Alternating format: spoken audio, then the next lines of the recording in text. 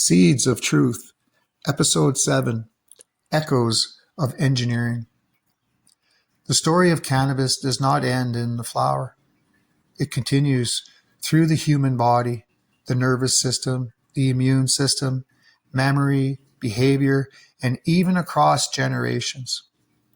What began as prohibition evolved into something much deeper, a restructuring of the relationship between human biology and one of the oldest medicinal plants in recorded history.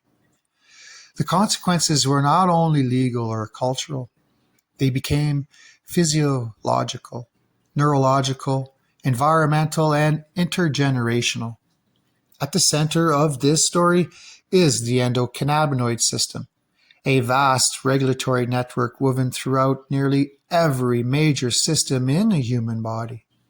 Hundreds of receptors, signaling molecules, enzymes, and pathways interact continuously to regulate mood, sleep, appetite, metabolism, inflammation, immunity, pain perception, stress adaptation, hormonal signaling, memory formation, and neurological stability. CB1 and CB2 receptors are only the beginning.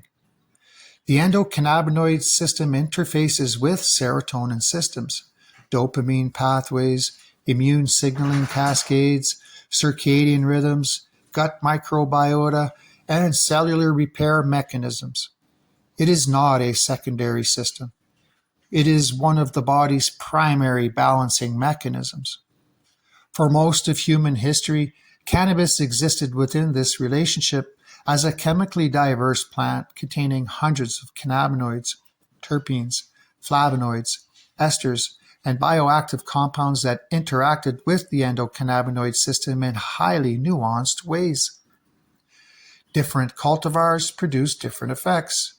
Some calmed inflammation, others promoted appetite, sleep, focus, or pain relief.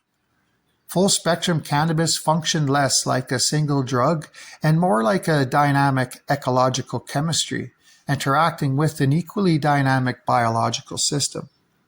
But prohibition changed the trajectory of both the plant and the science surrounding it.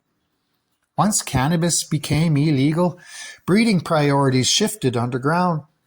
Growers operating under risk and criminalization were incentivized to maximize potency, reduce cultivation time, and create products that could move efficiently through illicit markets. Over decades, this led to the aggressive selection of high THC cultivars, while many balancing cannabinoids such as CBD, CBG, CBC, THCV, and countless lesser-known compounds were diminished or lost from mainstream cultivation. Terpene diversity narrowed, rare landrace genetics disappeared, stable chemotypes were replaced with increasingly hybridized and chemically concentrated strains, optimized for intensity rather than balance. This transformation altered the relationship between the plant and the endocannabinoid system itself. High THC cannabis, especially when consumed heavily during adolescence, can overstimulate CB1-dense regions of the developing brain.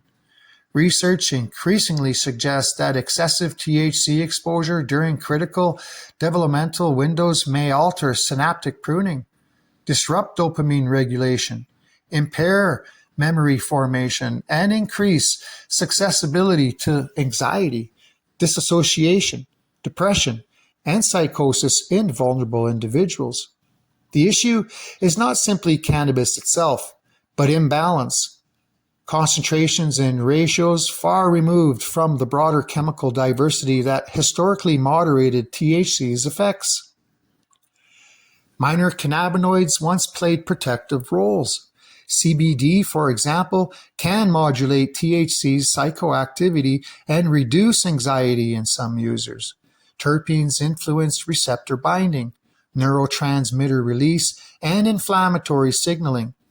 The entourage effect, the synergistic interaction between compounds, help stabilize the experience of traditional full-spectrum cannabis. As these balancing compounds were reduced Through selective breeding for higher THC levels, the plant became increasingly pharmacologically aggressive. Synthetic cannabinoids intensified the problem even further. Unlike natural cannabinoids, which interact dynamically and imperfectly with the endocannabinoid system, synthetic analogs were often engineered to bind powerfully and selectively to specific receptors.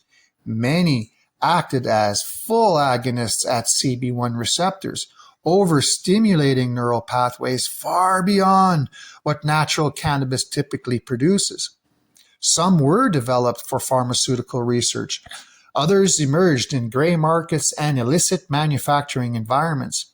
Many produced severe side effects: paranoia, cardiovascular distress, seizures, psychosis, disassociation, and long-term neurological instability. The contrast revealed something important. The risks associated with many modern cannabinoid products were not necessarily inherent to the original plant, but emerged through selective breeding, chemical isolation, synthetic engineering, and prohibition-driven manipulation. At the same time, the plant itself was becoming genetically destabilized. Feminized seed production, repeated cloning, intensive hybridization, and breeding for narrow commercial traits created increasingly fragile genetic lines. Hermaphroditic expression became more common in some cultivars. Genetic bottlenecking reduced resilience and adaptability. Rare cannabinoids and traditional chemotypes became marginalized, while highly marketable THC-dominant strains dominated commercial cultivation. These changes carried ecological consequences as well. Unstable genetics introduced uncontrolled pollination risks, invasive crossbreeding, and further dilution of remaining landrace diversity. Cannabis, once cultivated as a resilient agricultural species with thousands of applications, became increasingly industrialized and chemically simplified. The human consequences extend beyond direct consumption. Emerging epigenetic research suggests that chronic stress, environmental toxins, synthetic chemicals, and endocannabinoid system dysregulation may influence gene expression across generations. Trauma, inflammation, nutritional deficiencies, endocrine disruption, and prolonged cannabinoid imbalance can alter biological signaling pathways in sperm, eggs, embryos, and early development. The result may include altered stress responses, heightened anxiety, vulnerability, immune dysfunction, metabolic instability, or changes in neurological sensitivity passed forward into future generations. This means the legacy of prohibition and engineered cannabis may not stop with those directly exposed to it. Communities targeted by criminalization experienced more than arrests. Families were separated. Economic mobility was disrupted. Chronic stress increased. Cultural relationships with medicine and cultivation were severed. In many marginalized communities, prohibition amplified trauma while simultaneously removing access to a plant that may have helped regulate some of the very stress pathways being activated by systemic oppression. Stress itself directly affects the endocannabinoid system. Chronic cortisol elevation suppresses endocannabinoid tone, disrupts receptor sensitivity, impairs sleep regulation, increases inflammation, and alters emotional resilience. When combined with environmental toxins, processed foods, pharmaceutical dependency, social instability, and chemically narrowed cannabis products, the result becomes cumulative. A population increasingly disconnected from biological balance while simultaneously consuming substances engineered for intensity rather than regulation. This helps explain why modern public health crises often overlap. Anxiety, depression, autoimmune disorders, chronic pain, addiction, sleep dysfunction, metabolic syndrome, and inflammatory diseases do not exist in isolation. Many intersect through endocannabinoid system dysregulation and broader environmental imbalance. The cycle then becomes self-reinforcing. A dysregulated endocannabinoid system increases vulnerability to stress and dependency. Chronic stress further suppresses endocannabinoid system function. High-potency compounds temporarily relieve symptoms while potentially worsening long-term imbalance in vulnerable individuals.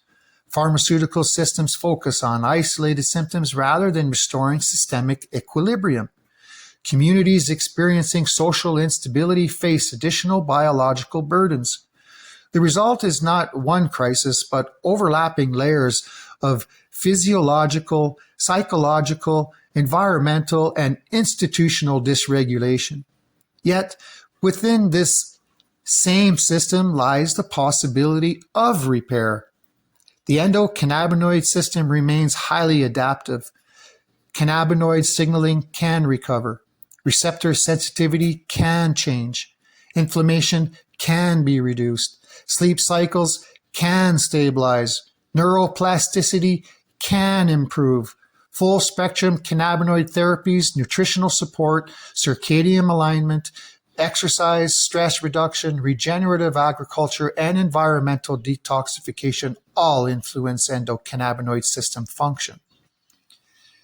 Healing requires restoring diversity, not only within the plant, but within medicine itself. That means protecting landrace cultivars and rare chemotypes, expanding research into minor cannabinoids and terpene interactions, supporting regenerative cultivation practices free from excessive pesticides and synthetic growth regulators, allowing community cultivation, home growing, and open scientific inquiry, mapping individualized endocannabinoid system responses through biomarker research and personalized medicine, recognizing indigenous cultivation knowledge and traditional plant relationships, and removing the structural barriers that continue limiting access to both the plant and the science surrounding it. Repair also requires justice. Communities harmed by prohibition cannot simply be invited into legalized markets after decades of criminalization and exclusion. Expungement, reinvestment, education, healthcare access, and community sovereignty must be part of any meaningful transition forward. Healing biological systems while ignoring social systems leaves the cycle incomplete. The deeper lesson is that engineered imbalance creates echoes.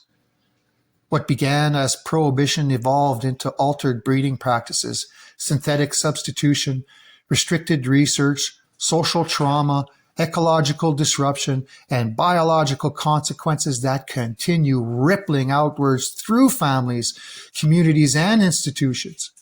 The effects are cumulative because the systems involved are interconnected.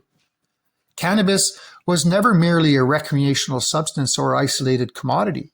It existed within larger relationships between plants and ecosystems, between cannabinoids and human physiology, between medicine and culture, between stress and biology, between law and public health. The suppression of that relationship reshaped all of them. But the same interconnectedness that amplified harm also creates the possibility for restoration. Reintroducing full-spectrum cultivars, restoring cannabinoid diversity, advancing endocannabinoid system science, rebuilding community autonomy, and aligning medicine with biology rather than industrial incentives offers a path towards repair that is both scientific and cultural. Cannabis is not simply a plant returning to society. It is a mirror reflecting how systems of power, biology, medicine, agriculture, and human behavior become disconnected from balance itself. And understanding those echoes may be the first step towards ending them.